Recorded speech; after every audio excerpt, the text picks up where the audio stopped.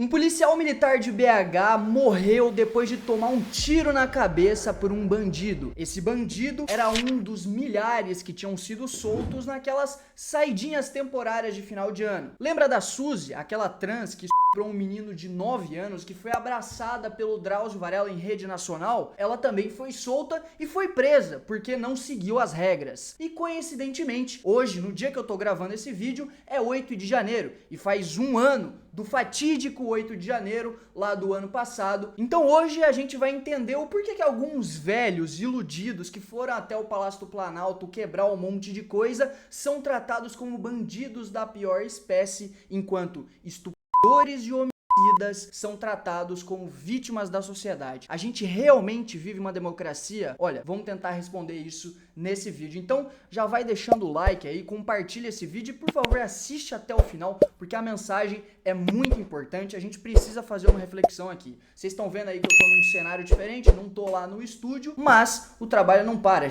Eu tô aqui na casa dos meus pais e etc, por umas questões pessoais, mas o trabalho não para. A gente vai fazer o videozinho aqui, então fica até o final e é isso aí, bora! Hoje toda a esquerda comemora o dia 8 de janeiro. É o dia que o amor venceu e o ódio foi derrotado. O dia é um símbolo para essa galera de vitória da democracia brasileira. Dá uma olhada, por exemplo, nesse tweet aqui do Boulos. Não devemos esquecer o 8 de janeiro, nem permitir que se repita. Seguiremos atento em defesa da democracia brasileira. Outro tweet agora.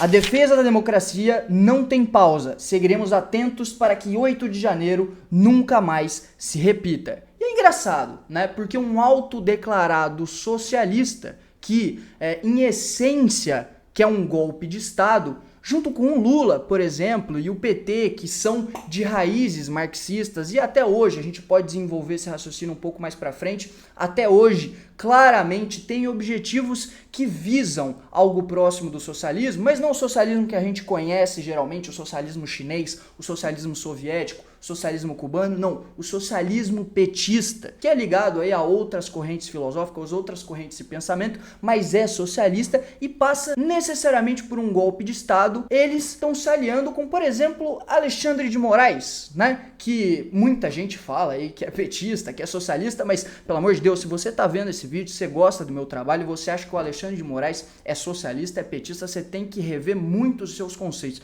porque Alexandre de Moraes não tem nada disso. Alexandre de Moraes foi indicado por Michel Temer, que é do MDB, né? Um partido aí que a gente pode chamar de centrista democrático ou até de liberal, né? Agora a galera aí vai ficar que se considera liberal, mas que mal sabe o que esse termo quer dizer, ou mal sabe o que ele representa nos dias de hoje, vai ficar, meu Deus, mas o que eles representam não tem nada a ver com liberalismo? Tem sim, o liberalismo, ele virou hoje em dia uma corrente esquerdista, não à toa, nos Estados Unidos os esquerdistas são chamados de liberals, né? E o liberalismo, ele infelizmente se tornou algo de esquerda e algo completamente deplorável na maioria das vezes hoje. Claro, tem muitas coisas boas no liberalismo, principalmente no liberalismo econômico, mas isso é papo para outra hora, né? E o Alexandre de Moraes, que foi indicado pelo Michel Temer, que é do MDB, ele era filiado ao PSDB e foi um grande nome do partido quando, por exemplo, ele estava lá na Secretaria de Segurança Pública, no governo do Alckmin de São Paulo, né? O Alexandre de Moraes, inclusive, foi escolhido por Michel Temer para surfar na onda conservadora que estava tendo ali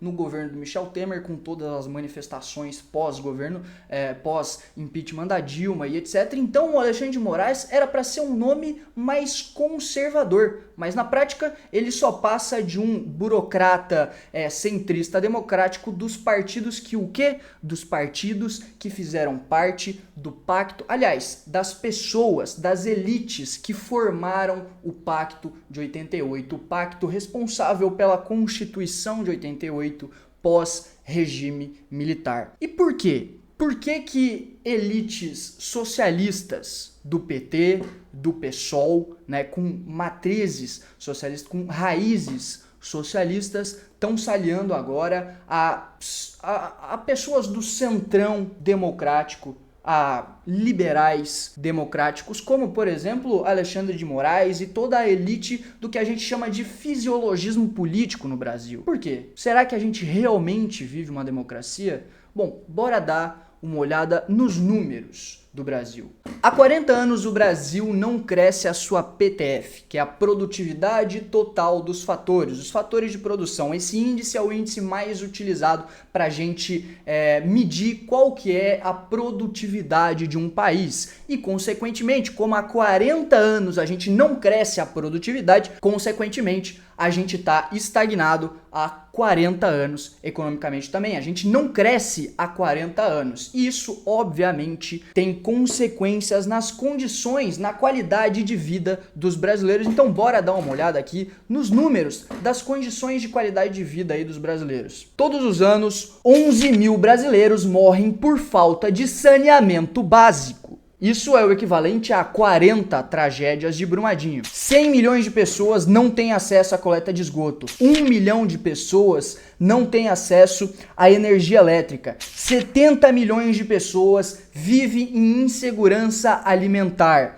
14 milhões vivem em condições de misérias, que, segundo o Banco Mundial, é equivalente a 2 dólares e 15 centavos por dia. Isso, e praticamente metade dos estudantes chegam ao final do ciclo escolar até os 24 anos. E calma que a gente ainda nem chegou nos números de segurança pública. Vamos dar uma olhada. Somos o país que mais mata a sua própria população no mundo. Nós temos números de mortes violentas, de homicídios superiores a países que estão em guerra. Um brasileiro é morto a cada 9 minutos. Em praticamente 15 anos, 800 mil brasileiros foram mortos. É como se a cidade de Natal, a capital do Rio Grande do Norte, tivesse sido morta em 15 anos. É como se a gente tivesse pegado Natal inteiro e tivesse matado em 15 anos. Esse é o Brasil. São mais de 3 assaltos por minuto, 130 estupros por dia, o equivalente a praticamente 50 mil estupros por ano. Esse é o Brasil. Esse é o Brasil real. Não o Brasil que a elite burocrática brasileira gosta de vender na mídia. É o Brasil que não tem saneamento básico. É o Brasil que você sai na rua, é assaltado ou morto. É o Brasil onde o seu filho ou a sua filha não pode ter uma educação decente. Esse é o Brasil. O Brasil real é um Brasil que não conseguiu resolver problemas da Idade Média, como, por exemplo, o saneamento básico. Então, enquanto o Boulos está ali no Twitter falando pra gente bater palmas pra democracia porque um bando de velho foi preso no dia 8 de janeiro, você caga no chão e morre por causa disso. Ou você sai na rua e morre por causa disso, ou é assaltado por um vagabundo e que eles vão tratar como vítima da sociedade. Esse é o Brasil real. É o Brasil onde a Janja quer gastar 100 mil reais com um sofá e uma cama, enquanto você tem que ficar a sua vida inteira endividada, pagando juros para banco, enquanto eles, a elite política, a elite intelectual e a elite econômica estão lá fazendo conluios espúrios, porque essa é a realidade do Brasil. O Brasil não vive uma democracia. Ouve bem o que eu tô te falando aqui. O Brasil não vive uma democracia. Nós vivemos, o que eu sempre falo, nós vivemos uma república oligárquica sob o véu de uma democracia. Ah, mas nós temos 3 poderes, né? Como Montesquieu falou, né? Nós temos ali o judiciário, nós temos o poder executivo, o poder legislativo, nós temos uma constituição, todas as esferas de poder, etc, etc. Agora, vamos olhar a minúcia do que realmente acontece. Bora olhar a minúcia? Quem é que tem maioria no STF? A maioria dos ministros do STF foram indicados pelo PT. E quem que é a outra parte? É uma oposição? Pelo menos então na outra parte a gente tem uma oposição, né? A gente tem então a minoria do STF é pelo menos uma oposição a esses ministros que foram indicados pelo PT? Não. As pessoas, os ministros do STF que não compõem os ministros indicados pelo PT são pessoas indicadas pela galera que representa o Pacto de 88. E a ponta de lança disso é o nosso querido Alexandre de Moraes, que é o general da porra toda. É ele que é o ponta de lança para representar o Pacto de 88, não à toa foi o cara escolhido para travar o golpe que sim, estava em curso no ano passado. E agora vamos entrar aqui sobre o caso do 8 de janeiro. A grande questão é, sim, existia uma tentativa de golpe. Isso é provado em minutas Isso é provado e tem diversas detalhes provando que sim, havia uma tentativa de golpe envolvendo aí várias pessoas do governo Bolsonaro. Isso existiu, ponto.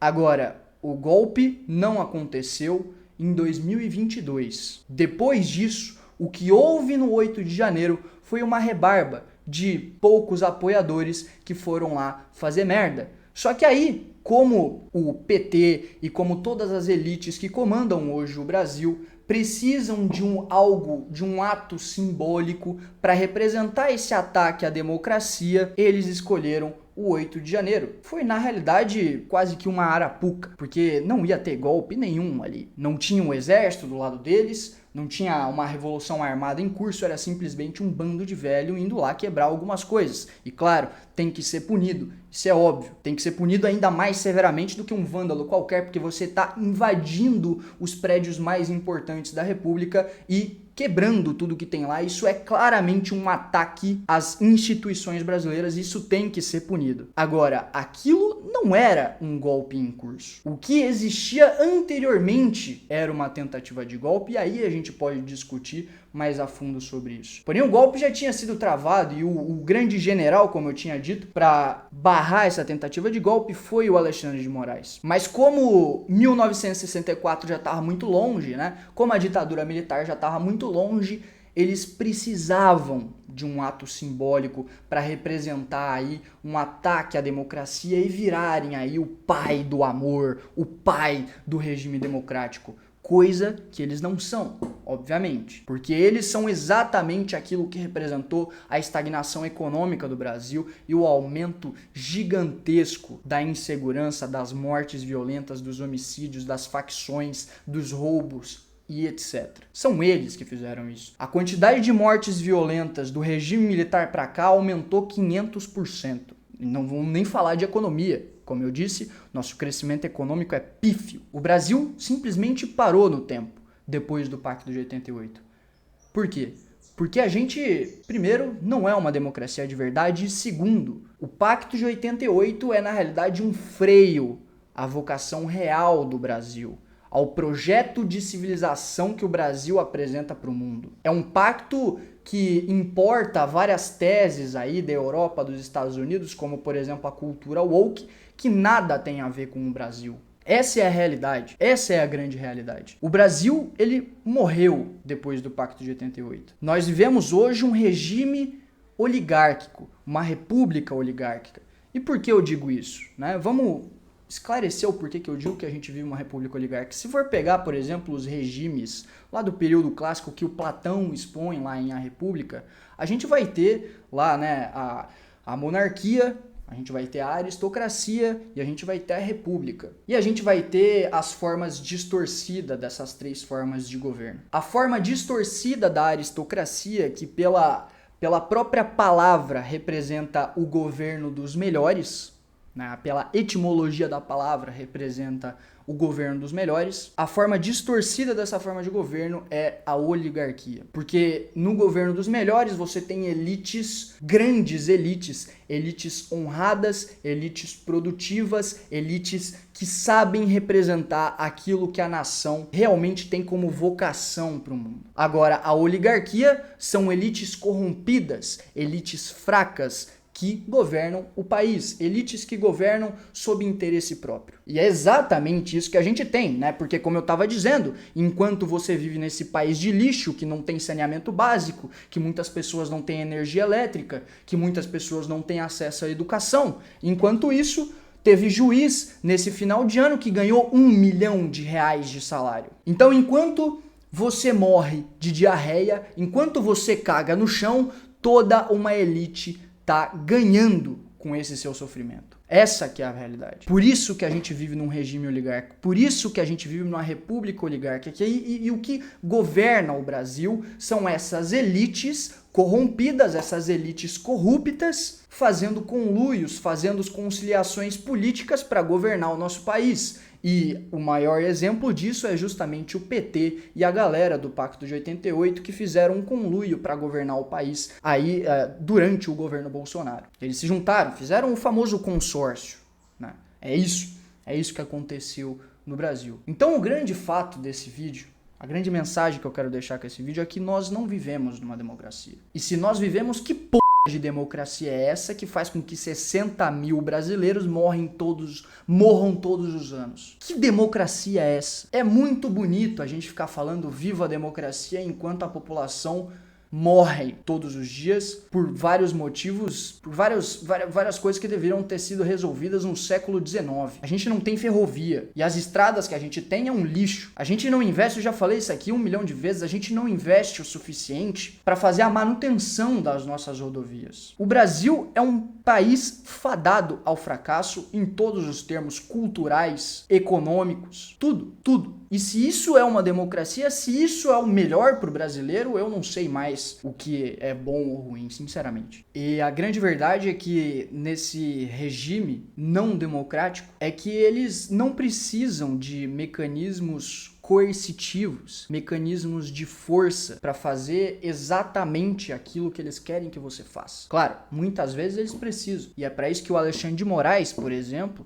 pôde derrubar um governador com uma canetada. Se você ainda acredita que você vive num regime democrático, presta atenção nisso. Um ministro do STF com uma canetada derrubou um governador de estado. Que democracia isso existe? E o fato é que poucas vezes eles precisam utilizar desses mecanismos coercitivos para que a vontade do grande regime seja feita. Porque em um país onde é investido mais do que 89% dos países em educação e a gente continua sendo um dos piores países do mundo no ranking PISA, em um país onde a população lê menos do que 2 livros por ano, em média, em um país onde a maioria da população não sabe interpretar um texto corretamente, a única coisa que você precisa é influenciar, é manipular essas pessoas que infelizmente foram pouco educadas. Ou você acha que a gente investe tanto em educação e as pessoas não melhoram a gente não melhora os nossos índices de educação por pura coincidência? Isso tem método. Pensa, por exemplo, no canal do Felipe Neto. Tem quase 50 milhões de inscritos. Ou seja, uma grande parcela da minha geração, que vai ser a geração que vai governar no futuro e que vai ter as grandes empresas no futuro e que vai fazer parte dessa elite no futuro, é inscrita no canal do Felipe Neto.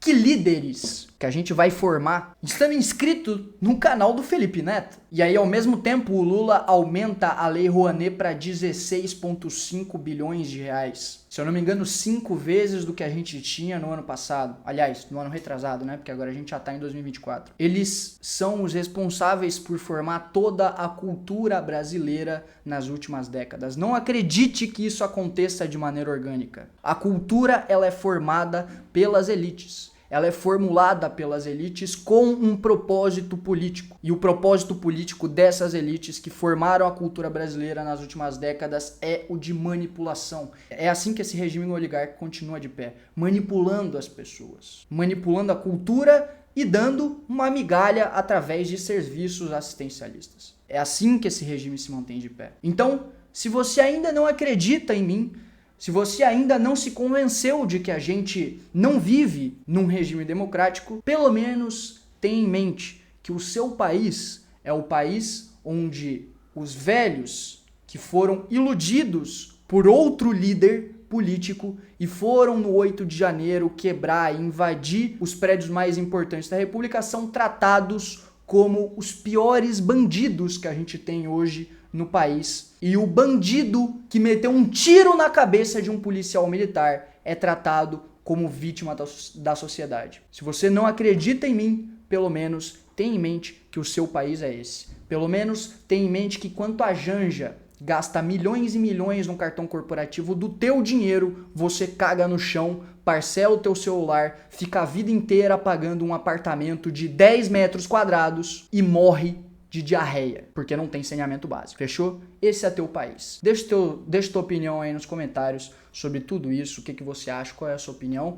Enfim, né, já vai se inscrevendo aí, deixa o like, compartilha esse vídeo. O mais importante de tudo, cara, se torne um membro aqui do canal, porque se não fossem eles, a gente já tem aí 70 membros, eu não poderia estar fazendo aí vídeo todos os dias pra vocês, fechou? Valeu!